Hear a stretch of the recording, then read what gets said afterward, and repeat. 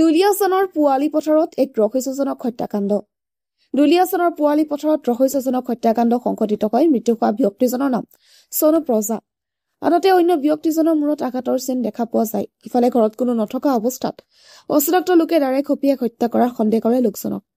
স্থানীয় লোকৰ ভাষ্য অনুসৰি পোৱালী পথাৰ এলেকাত এতিয়া চুলাই মদ ভাঙৰ ঘাটিলৈ পৰিণত হৈছে আৰু এই চুলাই মদ ভাঙৰ বাবে পোৱালী পথাৰত সঘনাই মাৰপিটৰ লগতে হত্যা সংঘটিত হয় বুলি মন্তব্য কৰে।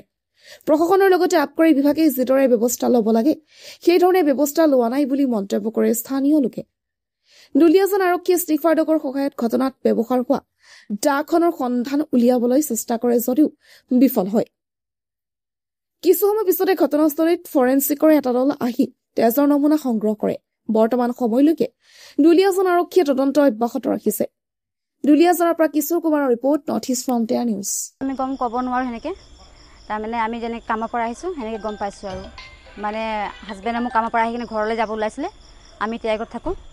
তাৰপিছত মই ইয়াত থাকিম বুলি আজি পূজা আছিলে, সেই তাত থাকিম বুলি মই তোমাৰ হাজবেণ্ডক ক'লোঁ। হাজবেণ্ডে অকলে গৈছিলে, নহ'লে সদায় মোক লৈ যায়। ল'ৰাকেইটা ইয়াত কান্দি আছিলে। মোৰ হাজবেণ্ডে সুধিলে কি হ'ল বুলি কিনে, তেতিয়া কৈছে নহয় পেহা বোলে বাবাক কোনোবাই মাৰি থৈ গৈছে বুলি ক'লে। এনেকৈ ল'ৰাকেইটা ইয়াত কান্দি থাকোঁতে হাজবেণ্ড আহি চালে। তেতিয়া মোক মাতিব গৈছে, যাচোন বুলি চাবি বুলি কিনে কৈছে কি নাই চনু নাই বোলে, চাবি যাচোন কোনোবাই মাৰি থৈছে বুলি কৈছে। মোৰ দাদা হয়, নিজৰ দাদা হয়। আহি চাইছোঁ নাই, মানুহৰ হাত ভৰি ঠৰঙা, পেটটো ফুলি আছে, কোনোবাই মাৰি দিছে নেকি, মানে কুঠাৰে মাৰিছে দাহে মাৰিছে এইটো নাজানো ক'বলৈ, কিহত মাৰিছে মানে সিমানটোৱে আৰু। সৰু ল'ৰা ছোৱালী আছে, বহুত কষ্ট হ'ব এতিয়া তেখেতৰ।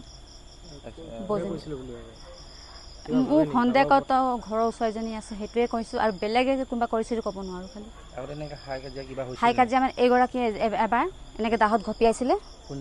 এই সঞ্জীৱ পৰ্যায়ে আমাৰ বৌয়ে হয়, কিন্তু ঘৰুৱা নহয় আৰু মানে ফেমিলি নামে হেৰি হয় আৰু নিজে হেৰি নহয় আৰু টাইটেল এটাই হয় মানে নিজৰ নহয় আৰু হৈছে।